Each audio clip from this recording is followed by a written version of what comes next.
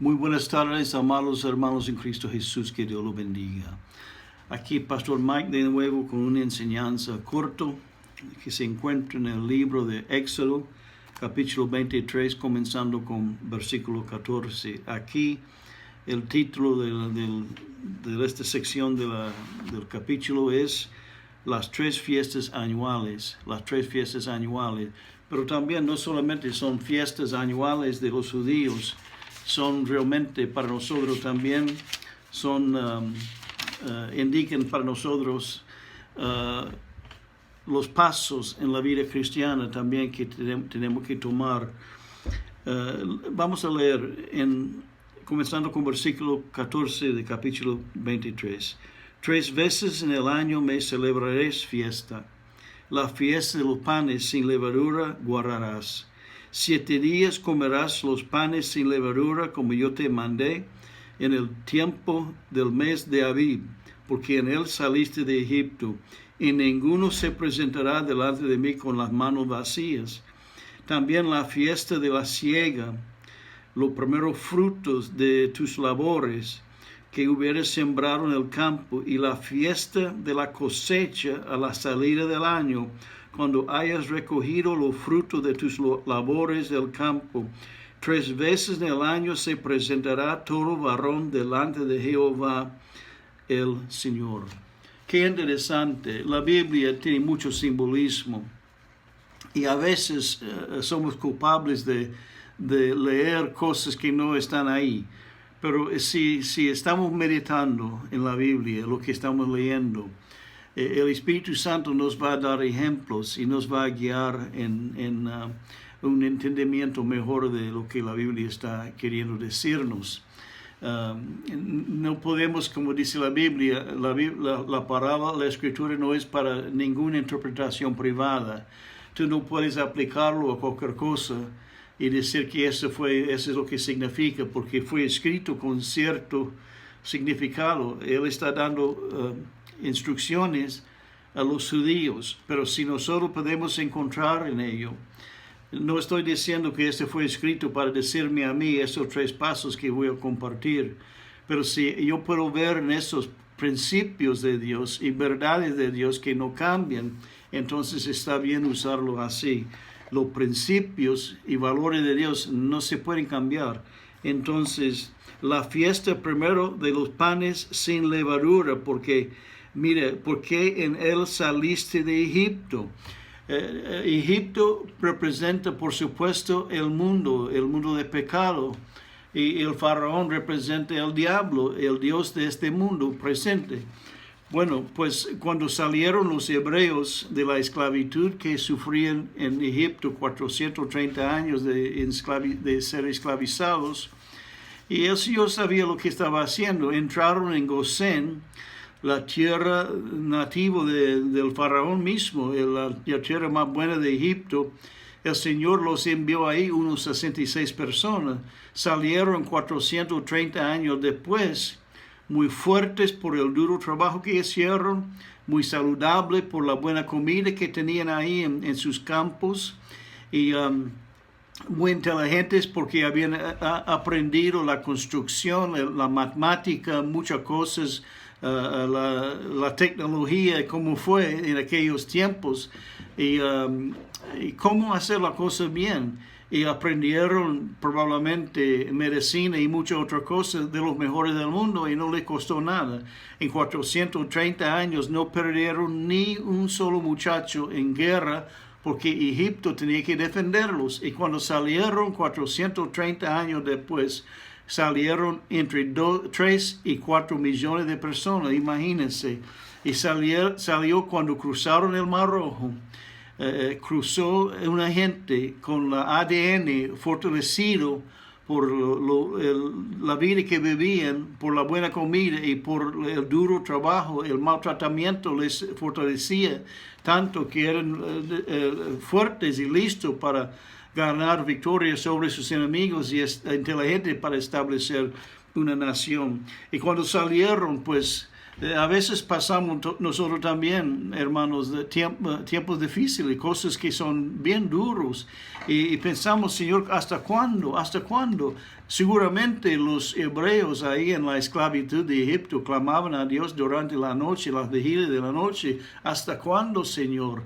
Mi esposa está por partir, está por tener nuevo niño, y yo no quiero que mis niños sean esclavos y que viven así como yo vivo. Debían haber hecho eso por muchos años antes de que fueron liberados por Dios, pero no era el tiempo de Dios por diferentes razones. Él estaba creciendo la nación, fortaleciendo la nación, preparándole, porque la familia de Abraham, de Jacob, de ninguna manera pudiera haber salido de Egipto y tomado posesión de las tierras, porque no había mucha gente, no podían pelear contra sus enemigos, las naciones que les rodeaban, los paganos. Entonces, fue necesario. Y cuando nosotros también, hermanos, estamos pasando por una cosa bien difícil, tenga paciencia, confíe en Dios, porque toda prueba tiene su propósito. Toda prueba tiene su propósito. Toda acción de Dios tiene razón y es para nuestro bien, no es para atormentarnos. El diablo quiere que mire cómo el Señor te trata. Mentira, el diablo es un mentiroso. Desde el principio, dice la Biblia, la mentira fue encontrada en él. Entonces, no escuche la voz del enemigo, escuche la voz de Dios. Y aquí, la voz de Dios. Conoce tu Biblia, porque ahí encuentres la voz preciosa de nuestro Señor. Entonces, la fiesta de los panes sin levadura, la levadura representa la contaminación. Cuando pusieron los judíos en la masa de pan, cuando estaban haciendo panes, lo que hizo crecer el pan y levantarse o crecer, subirse, fue la levadura. Pero pusieron poquito nomás, y esta contaminación, esta bacteria, lo que pasó por toda la masa, y ellos cocinaron, y cuando preparaban la próxima masa, cortaron poquito del pan cocido y lo metió en la masa, y esta masa también se fue contaminado. Mire cómo contamina el pecado en un pueblo. Entonces, cuando ellos salieron, celebraban la fiesta de los panes sin levadura, están celebrando la vida sin contaminación del mundo. Han sido salvados por Dios. El Mar Rojo representa la sangre de Jesús también para nosotros. Ellos pasaron y la sangre era una barrera entre el mundo, el diablo y los creyentes. Entonces ellos fueron y celebraban también los primeros frutos de sus labores. ¿Qué son los primeros frutos? Eso es, una vez, hermano, que tú te decides andar con Dios, tú tendrás la promesa de la resurrección de Cristo Jesús. En San Juan capítulo 11, 25, cuando murió Lázaro, Jesús dijo a la hermana de Lázaro: yo soy la resurrección y la vida. Los que creen en mí no tendrán muerte, se van a volver a vivir. Y el Señor está diciendo por esta fiesta, pues, para nosotros como cristianos, porque no celebramos la fiesta de los judíos, para nosotros esta fiesta representa la promesa de la vida eterna, la promesa preciosa de la vida eterna. Ya hemos sido lavados, ya hemos sido limpiados, ya hemos sido llenos del Espíritu Santo, ya hemos sido justificados y ya tenemos la santificación de Dios. Él nos está limpiando y haciéndonos más a su imagen, y después los primeros frutos, la promesa de que algún día, pase lo que pase, sea lo que sea, estaremos con Dios para toda la eternidad. Qué lindo, qué hermoso es nuestro Señor. Y el último es la cosecha, los frutos de la cosecha. La premisa de los primeros frutos de tu tierra traerás a la casa de Jehová tu Dios. El fin del año, dice, el fin del año la fiesta de la cosecha a la salida del año. A la salida de esta vida, vamos a presentar a nuestro Señor nuestros labores. Por esta razón trabajamos, hermano. No queremos ser como el que Dios dio 5 talentos y 2 talentos y 1 talento a 3 obreros. El que tenía 5 fue y negoció y hizo 5 más. Y cuando volvió su Señor, le presentó 10 talentos. Bien hecho, siervo fiel, dijo. Entres en el gozo de tu Señor. Has sido fiel en poco, tendrás mucho. Será recompensado mucho. Entonces llegó el otro que tenía 2. Aquí, Señor, hay 2 más, porque yo he trabajado también y he ganado 2 más. Bien hecho, siervo fiel, entra en el gozo de tu Señor. El tercero viene y dice que aquí la moneda que me diste, yo te lo devuelvo. El talento que me diste, yo te lo devuelvo. Porque yo sé que usted, yo lo escondía en la tierra, porque yo sé que usted cosecha donde no plantaba, y entonces que yo sé que usted es duro. Mira la actitud, era un creyente, pero pensaba que Dios era duro y no quería trabajar. Y en el día del juicio de Dios no tenía nada en sus manos para ofrecer a su Señor. No compramos la salvación. Jesús compró la salvación en la cruz de Calvario. Pero lo que hacemos en dándole frutos es por el amor que le tenemos y para que crezca también su reino. Y cuando crezca su reino, las almas están salvadas, los enfermos están sanados, los desesperados están animados. Entonces, hermano, fíjate hoy en eso, medítalo bien, deje que el Espíritu Santo te siga enseñando que salimos del pecado de Egipto. El Señor nos limpió, nos santificó, panes sin levadura.